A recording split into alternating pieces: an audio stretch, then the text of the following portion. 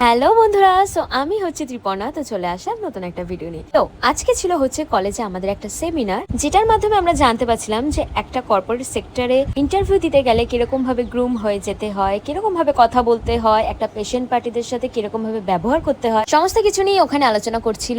এবং আমরা যেহেতু অলরেডি মাস্টার্স পড়ছি আর 1 বছর পর আমাদের ডিগ্রি শেষ হয়ে যাবে, তো তারপরে কর্পোরেট সেক্টরে আমাদেরকে কি কাজও করতে হবে, তো এইগুলো কিন্তু আমাদের জন্য খুবই ইম্পর্টেন্ট জেনে রাখা। সেমিনারের পরে আমাদের ছিল হচ্ছে ইয়োগা, তার জন্য আমরা সবাই ড্রেস চেঞ্জ করে নিয়েছি। এরপরে আমাদের হবে এখন ইয়োগা।